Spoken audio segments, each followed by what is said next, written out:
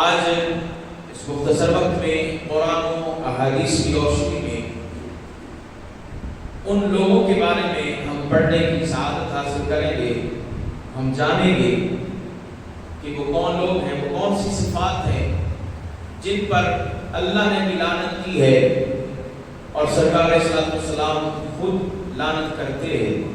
اللہ ہمیں ایسے اعمال سے محفوظ فرمائے اور ایسے لوگوں سے بھی محفوظ فرمائے، کیونکہ آج جس دور میں ہم گزر رہے ہیں بڑا پرفتن دور ہے، اور یہ حدیث مبارک ہم بار پڑھ چکے ہیں کہ سرکار علیہ السلام نے ارشاد فرمایا صحابہ ایک وقت آئے گا کہ تمہارے گھروں میں فتنے اس طرح آئیں گے جس طرح بارش کے قطرے آتے ہیں۔ تو جب یہ ماحول ہوگا تو پھر سرکار نے علاج بھی بتا دیا، طریقہ بھی بتا دیا کہ کرنا کیا ہے۔ فرمایا پھر میری سنت کو لازم پکڑنا، میری سنت کو لازم پکڑنا، میرے خلفائے راشدین کی سنت کو لازم پکڑنا، اور ہمیں یہ حکم ہے۔ اور سرکار علیہ السلام کا یہ فرمان ذیشان ہے جو ہم نے سن رکھا ہے۔ سرکار نے فرمایا قرب قیامت ایمان پہ قائم رہنا، ایمان پہ قائم رہنا اتنا ہی مشکل ہو جائے گا جس طرح ہتھیلی پہ انگارہ، یعنی جس طرح ہتھیلی پہ انگارہ نہیں کوئی رکھ سکتا، رکھنا بڑا مشکل ہے، ایمان پہ قائم رہنا بھی بہت مشکل ہو جائے گا۔ ایمان پہ کوئی قائم رہے گا جس کو ایمان کی قدر ہوگی۔ ایمان کسے کہتے ہیں اور ایمان کی قدر و قیمت کیا ہے؟ اگر ایمان نہیں تو پھر بندہ ہی نہیں۔ بندے کی عزت تکریم توقیر تبھی ہے جب اس کے من میں ایمان ہے۔ ذرا بولیے سبحان اللہ۔ ہاں، اگر ایمان ہے، اگر ایمان ہے، یہ بات ہم پڑھ چکے ہیں، میں سنا چکا ہوں کہ سرکار علیہ السلام نے فرمایا دنیا میں کہیں بھی اگر کسی ایک بندے کے دل میں ایمان ہوگا، کلمہ ہوگا، اللہ قیامت کو برپا نہیں رکھے گا۔ قیامت نہیں آئے گی جب تک دنیا میں ایک بھی کلمہ پڑھنے والا ہے۔ یہ ہے کلمے کی شان، ہاں یہ ہے عزت و تکریم کلمے کی، حضور کی غلامی کی، کہ اگر دنیا کائنات میں ساری طرف کفر ہی کفر ہو جائے، اگر ایک بھی غلام زندہ ہے، ذرا بولیے سبحان اللہ، ایک بھی غلام زندہ ہے حضور کا کلمہ پڑھنے والا، رب قیامت برپا نہیں کرے گا۔ سمجھ آئی ایمان کیا ہے، حضور کے غلام کی شان کیا ہے؟ تو پھر اس ایمان کی قدر کیجئے، اس ایمان کی تعظیم کیجئے، توقیر کیجئے، اور رب کی بارگاہ میں التجا کیجئے مالک ہمارے ایمان کی حفاظت فرما۔ ہم اپنے ایمان کی حفاظت تیرے ذمہ کرتے ہیں، مالک تو ہمارے ایمان کی حفاظت فرما۔ کیوں؟ حالات بڑے خراب ہو گئے، معاملات بڑے خراب ہو گئے۔ ہاں آپ کہیں گے یہ بات آپ بار بار کرتے ہیں، میں کہتا ہوں جو پاکستان کے سرحد پہ چوکیدار کھڑے ہیں ان کی ڈیوٹی کیا ہے؟ آج تک کسی نے اس پہ گرا نہیں کیا کہ تم کیا کھڑے ہو صبح شام یہاں پہ، کیا کر رہے ہو وہاں پہ؟ ان کی ڈیوٹی کیا ہے؟ ملک کی سرحدوں پہ صبح شام پہرا دیا جا رہا ہے اور ان کو سپورٹ کی جا رہی ہے نہیں، اور ان کے لیے فنڈ بڑا رکھا گیا ہے، کیونکہ دن رات یہ ملک کی حفاظت کر رہے ہیں۔ میں کہتا ہوں جو ملک کی حفاظت کرے ان سپاہیوں کو صبح شام سلام ہو رہا ہے جو ایمان کی سرحدوں کی حفاظت کر رہے ہیں اور جو اسلام پہ آنے والے اعتراضات کا جواب دے رہے ہیں، جو دن رات علماء کتابیں لکھ رہے ہیں اور اسلام کو عروج ملے اور لوگوں تک اسلام پہنچے، دن رات لوگوں کو قرآن و حدیث پڑھا رہے ہیں، ان کے بارے میں بھی کبھی آپ نے دعا کی ہے؟ ذرا غور کریں نا، میڈیا کو ہمیں یہ دکھاتا ہے کہ مولوی تو ہوتے ہی طرح کے اور ہم مان گئے ہیں جی، اور ہم چل پڑے ہیں چراہوں میں بیٹھ کے باتیں کرنے لگ گئے ہیں، ہمیں خبر ہی نہیں۔ آپ کو پتا ہے جو دین کا محافظ ہے وہ حضور کی بارگاہ میں کتنا مقرب ہے؟ کبھی اس بات کو پڑھا ہے؟ اور بھئی جو دین پڑھنے جائے حضور فرمائے کہ فرشتے، نورانی فرشتے اپنے نورانی پر ان کے قدموں تلے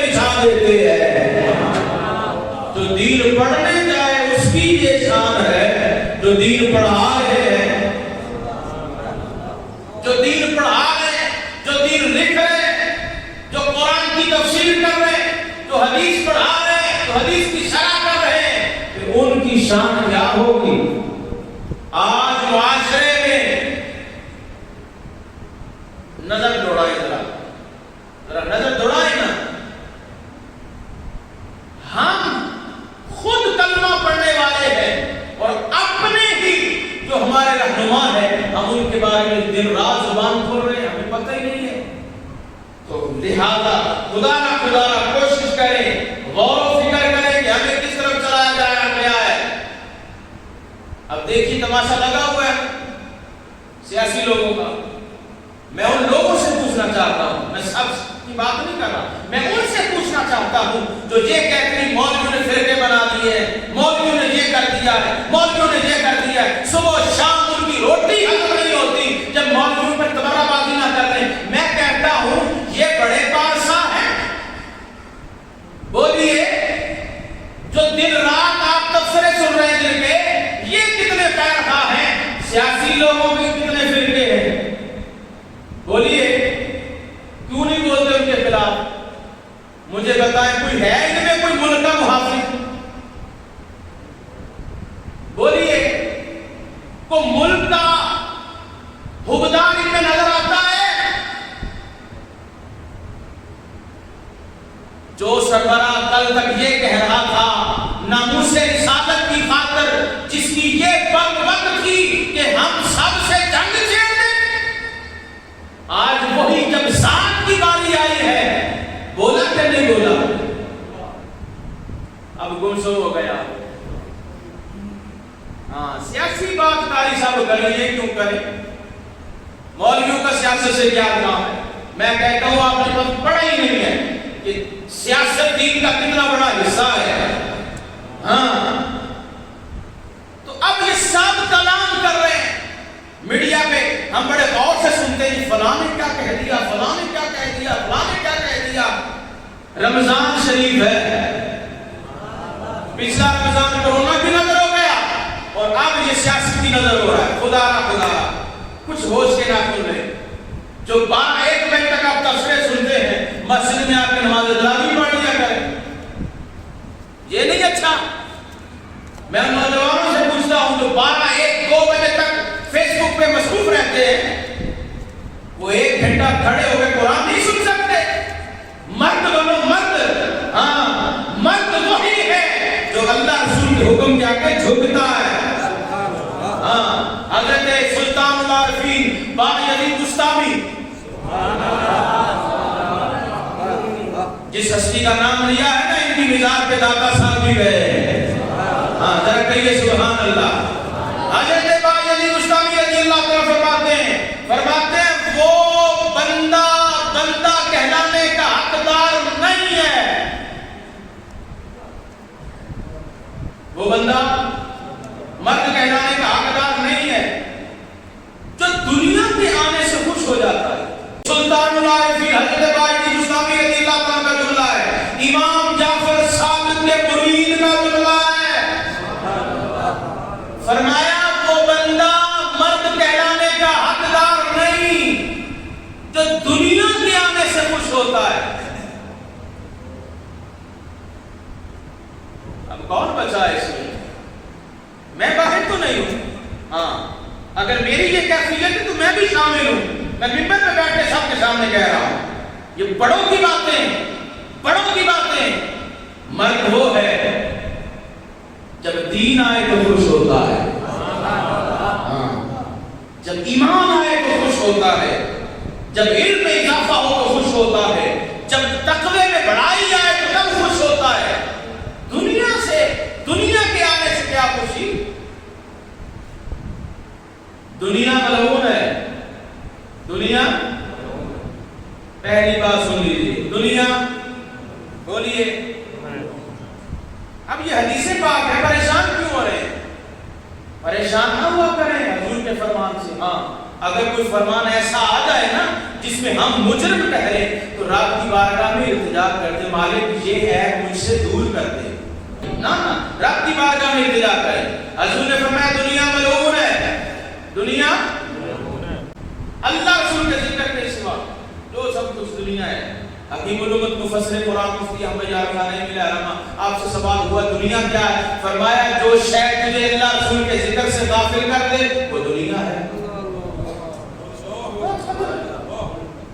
اگر تجھے نماز کی دنیا اللہ رسول کے ذکر سے غافل کرے گا تو تجھے نماز کی دنیا ہی بن جائے گی.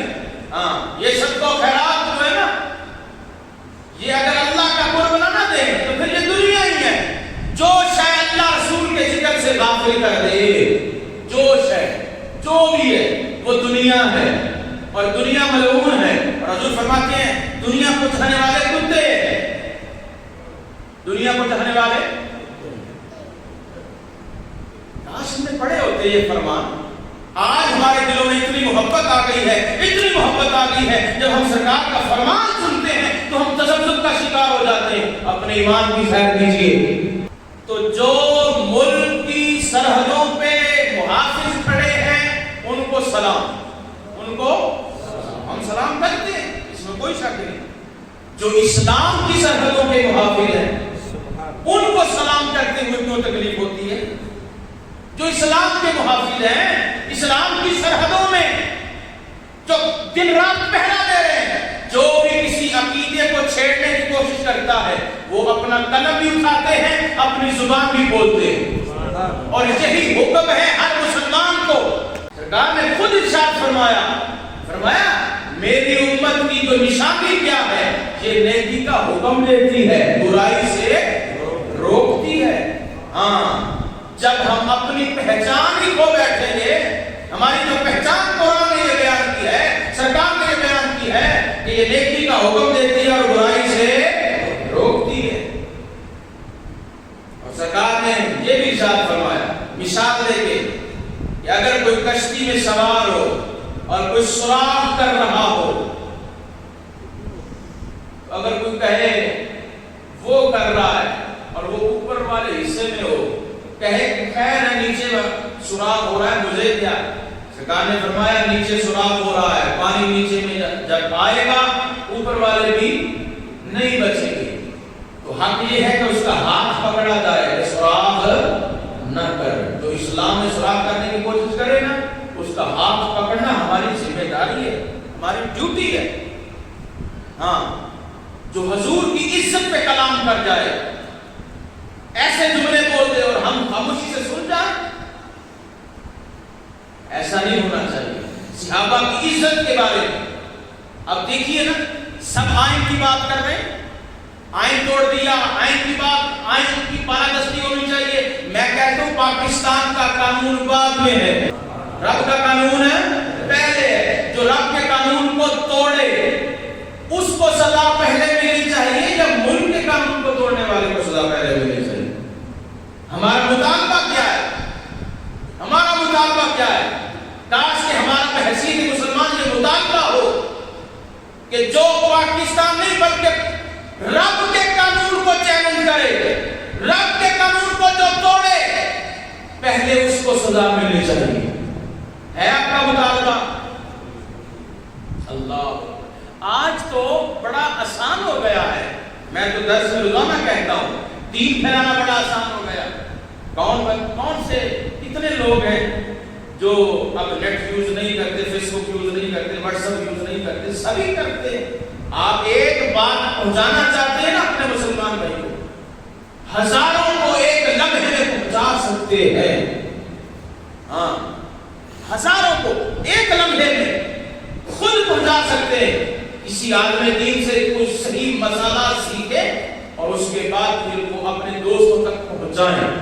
ہاں پھر دیکھنا حضور کی رحمت کس طرح آتی ہے. ہاں یہ ماہ مبارک نیکیوں کو اکٹھا کرنے کا مہینہ آخرت کی تیاری کرنے کا مہینہ. ایسے لوگوں کی باتوں میں نہ جائیں جو سیاسی لوگ ہیں جن کا صبح بیان کچھ دوپہر کو کچھ شام کو کچھ. ابھی احادیث کو پڑھیں آپ حیران ہو جائیں گے. آپ دیکھیے قرآن کہتا ہے جو کافر ہیں جو کفر پہ مرے ہیں ان پر اللہ کی لعنت ہے ان پر اللہ کی ملائکہ کی لعنت والناس اجمعین. جو کافر ہوئے اور کفر پہ مرے ان پر کن لوگوں کی اللہ کی لعنت؟ ملائکہ کی لعنت والناس اجمعین، سارے لوگوں کی لعنت۔ اب مجھے بتائیں جن لوگوں پہ اللہ کی لعنت کرے، ملائکہ بھی کرے اور سارے لوگوں کی لعنت کو رب قرآن میں کہے، اور ہمارے حکمران وہاں جھولی پھیلا کے کھڑے ہیں کہ ہمیں خیرات دے دو، مجھے بتائیں ہم پھر عزت پا جائیں گے؟ ہمیں عزت مل جائے گی؟ اللہ نے یہود و نصارہ پر ذلت کو مسلط کر دیا ہے۔ یہود و نصارہ پہ ذلت کو، بولیے یہ قرآن ہے، یہ کیا ہے؟ قرآن ہے، مسلط کر دیا ہے۔ اور جن پر لعنت، جن پر ذلت کو رب نے مسلط کر دیا، ہم ان سے خیر کی توقع رکھیں؟ رب بڑا خیر مند ہے، وہ نہیں چاہتا کہ میرے بندے کے دل میں کوئی خیر آئے۔ ہاں ذرا غور کریں، ابھی ہم نماز پڑھتے ہیں، ہر رکعت میں سورہ فاتحہ پڑھی جاتی، اگر آپ امام کے پیچھے ہیں تو پھر امام کی ہوئی دعا پر آپ آمین کہتے ہیں۔ ذرا غور کریں نا، ہر رکعت میں سورہ فاتحہ پڑھی جا رہی اور یہ دعا کی جا رہی، اهدنا الصراط المستقیم، اے اللہ ہم اس کے راستے پہ چلا، صراط الذین انعمت علیہم، ان لوگوں کے راستے پر جنہاں پر تیرا، بولیے انعام ہوا۔ یہ رب سے ہم دعا کر رہے ہیں، مالک ان کے لوگوں پہ، ان لوگوں کے راستے پہ چلا جن پر تیرا انعام ہوا، نہ کہ ان پر جن پر تیرا غضب ہوا، جو گمراہ ہوئے، نہ ان کے راستے پہ نہ چلانا۔ اب دعا ہم نے یہ کی ہے، سلام پھیرنے کے بعد ہم جب نکلے ہیں تو تلاش کی لوگوں کی، ہم نے راستہ کن کا اختیار کیا، آداب و خصائص کن کے بنائے، ہمارے گھر میں رسم و رواج کن کے ہیں، اور بھائی جن کے بارے میں ہم دعا کر کے چلے ہیں، مالک ان کے راستے پہ نہ چلانا، جن پر تیرا غضب ہوا، جو گمراہ ہوئے، پسند ہمیں وہی ہے۔ تو پھر ہماری حالت کیا ہے؟ ذرا غور کریں نا، اگر رب سے راستہ مانگ لیا ہے تو پھر اس کی جستجو بھی کی ہے کہ ہمیں وہ راستہ ملے، وہ راستہ جو اللہ کا مقرب ہے، اس پہ چل کر ہم رب کو پالیں۔ رب نے قرآن میں کہہ دیا جو کافر ہیں، کفر پہ مرے، ان پر اللہ کی لعنت، ملائکہ کی لعنت اور والناس اجمعین، سارے لوگوں کی لعنت۔ جن پر اللہ کی لعنت ہو، ملائکہ کی لعنت ہو اور سب لوگوں کی لعنت ہو، وہاں پہ خیر کی توقع کی جا سکتی نہیں۔ جو خیر کی توقع کرے اور کہے کہ یہاں سے ہمیں کچھ مل جائے گا، وہ عقل مند ہو سکتا نہیں۔ یہ قرآن کا فیصلہ ہے، یہ قرآن کا فیصلہ ہے۔ اور قرآن نے جھوٹوں پہ بھی لعنت کی ہے کہ نہیں؟ 4 دنوں سے ہمارا درس چل رہا ہے، ہم کوشش کریں سچ بولنے کی، جھوٹ سے ہم بچیں۔ آج ہمارے معاشرے میں جھوٹ عام ہو گیا ہے، اتنا عام ہو گیا کہ ہم سمجھتے ہیں کہ اب تو جھوٹ کے بغیر گزارا ہی نہیں۔ استغفر اللہ العظیم۔ لیکن حضرت عبداللہ بن مسعود رضی اللہ عنہ بیان کرتے ہیں کہ آپ نبی علیہ السلام نے فرمایا کہ بندہ سچ بولتا رہتا ہے، سچ بولتا رہتا ہے، سچ بولنے کا ارادہ کرتا رہتا ہے، اللہ کے ہاں اسے صادق لکھ دیا جاتا ہے۔ آپ سچ بولیں، سچ بولنے کا ارادہ کریں، انشاءاللہ یہ انعام ضرور ملے گا۔ اور آگے تنبیہ بھی فرمائی سرکار نے، اگلی بات کیا ارشاد فرمائی؟ فرمایا بندہ جھوٹ بولتا رہتا ہے، جھوٹ بولتا رہتا ہے اور جھوٹ بولنے کا ارادہ کرتا رہتا ہے۔ یہ بھی ہمارے معاشرے میں بڑی عام بیماری ہو گئی ہے۔ ایک تو ہم جھوٹ بولتے ہیں اور دوسری جھوٹی پلاننگ بھی کرتے رہتے ہیں۔ فرمایا بندہ جھوٹ بولتا رہتا ہے، جھوٹ کا ارادہ کرتا رہتا ہے، حتیٰ کہ اللہ کے ہاں اسے کاذب لکھ دیا جاتا ہے۔ بہت ساری آیات پڑھی جا سکتی ہیں، لیکن آئیے حدیث مبارک کی طرف۔ سرکار علیہ السلام کا فرمان ذیشان سنیے، حدیث پاک، ایسے اعمال سے بچیے، اپنے آپ کو بھی بچائیں، ہاں اپنے آپ کو بچائیں، جو افعال لعنت کے مستحق بنے چھوڑیے ان کو۔ مسلم شریف کی حدیث مبارک ہے، اب تحت اللہ حدیث سنتے جائیے۔ حضرت سیدنا جابر رضی اللہ عنہ روایت کرتے ہیں، آقا کریم صلی اللہ علیہ وسلم نے کھلانے والے، لکھنے والے اور اس کے اوپر گواہ بننے والے سب پر لعنت ہے۔ تازہ کیجئے پھر حدیث مبارک اور ان کو سنائے جو کہتے ہیں سود کے بغیر گزارا ہمارا تو ملک کی سود پہ چلتا ہے۔ ملک کا ہم نے جواب نہیں دینا، آپ نے دینا ہے، بولیے آپ نے اپنا جواب دینا ہے۔ ہاں ہم اپنا سوچیں، یہ حضور نے ارشاد فرمایا ہے، تو لہذا اگر آپ کے ایک گرد و نواح میں آپ کے دوست احباب رشتہ دار کوئی بھی ہے تو اس کے ساتھ رہنمائی کیجیے، بھلائی کیجیے اور اس کو بتائیں کہ اس نحوست سے بچے۔ ہاں بڑے سخت احکام ہے، میں اس طرف نہیں جانا چاہتا کے ساتھ اگلی بات سنیے، ابن ماجہ کی حدیث مبارک حضرت سیدنا ابو موسیٰ اشعری رضی اللہ عنہ روایت کرتے ہیں کہ سرکار صلی اللہ علیہ وسلم نے لعنت فرمائی کس پر؟ فرمایا رسول اللہ صلی اللہ علیہ وسلم نے لعنت ہو اس پر جو باپ کو اس کے بچہ سے اور بھائی کو اس کے بھائی سے جدا کرے۔ ابو موسیٰ اشعری رضی اللہ تعالی روایت کرتے ہیں سرکار نے لعنت فرمائی اس پر جو بچہ کو باپ سے جدا کرے، بھائی کو بھائی سے جدا کرے۔ معاشرے میں ذرا نظر دہرائیں، ہاں یہ دعائیں کیوں نہیں قبول ہو رہی؟ نمازیں بھی ہو رہی ہیں، روزے بھی ہو رہے ہیں، صدقات بھی ہو رہی ہیں، لیکن بھی پکائی جا رہی، سب کچھ ہو رہا ہے، پھر بھی ہم ذلیل ہو رہے ہیں۔ اس کی وجہ کیا ہے؟ ہمارے معاملات بہت بگڑ چکے ہیں۔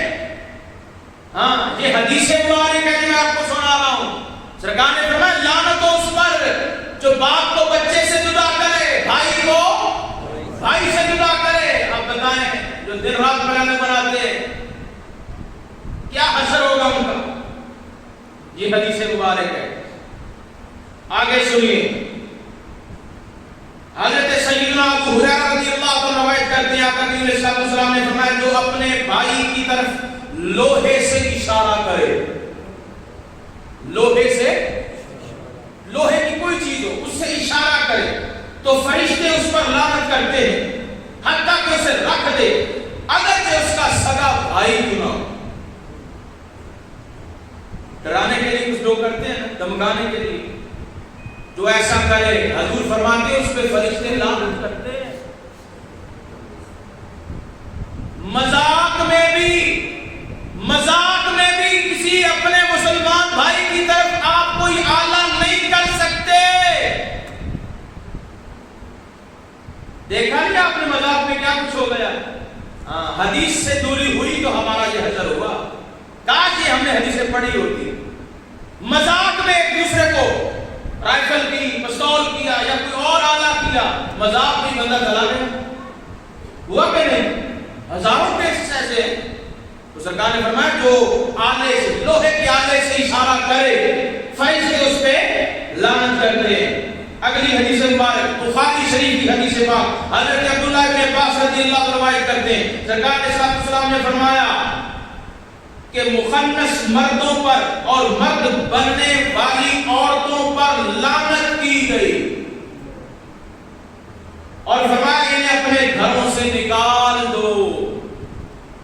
یہ بخاری شریف کی حدیث مبارک ہے۔ ایک تو وہ مخنث ہے نا جو قدرتی ہیں، ان کی بات نہیں ہو رہی، جو جان بوجھ کر بنتے ہیں ان پر لعنت ہے۔ ہزاروں ایسے مل جائیں گے آپ کو، ہزاروں ہمارے معاشرے میں، وہ ہمارے دروازوں پہ آتے ہیں اور ہم ان کو خیرات بھی دیتے ہیں، حالانکہ حضور کہتے ہیں یہ منحوس ہیں، ان کو اپنے سے دور رکھو، ہم ان کو خیرات دے رہے ہوتے ہیں، ان کی بددعا سے بچ رہے ہوتے ہیں۔ کیا کمال ہے ہمارا حال، ایسا ہے کہ نہیں؟ بولیے، ہم کہتے ہیں ان کو دو کچھ نہ کچھ، کوئی منہ سے کوئی ایسا لفظ نہ نکال دے۔ میں کہتا ہوں سرکار کی بات سنو، سرکار فرماتے ہیں یہ منحوس ہیں، ان کو نکال دو، دروازوں سے دور کرو، جو جان بوجھ کے مخنث بنے پھرتے ہیں ان پر کیا کی گئی؟ لعنت کی گئی۔ یہ حضور فرماتے ہیں، بخاری شریف کے حدیث مبارک ہے۔ آگے سنیے، حضرت سیدنا ابو ہریرہ رضی اللہ تعالیٰ عنہ، ابو داؤد شریف کی حدیث مبارک ہے، سرکار صلی اللہ علیہ وسلم نے فرمایا اس مرد پر لعنت کی۔ حضور نے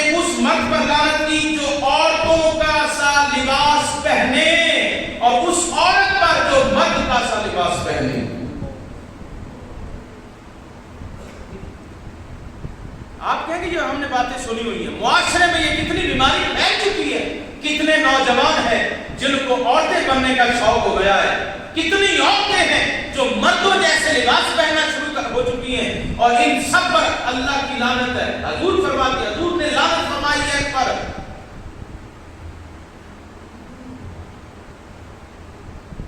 حتیٰ کہ مرد عورت کا جوتا بھی نہیں پہن سکتا، گھر میں بھی نہیں پہن سکتا۔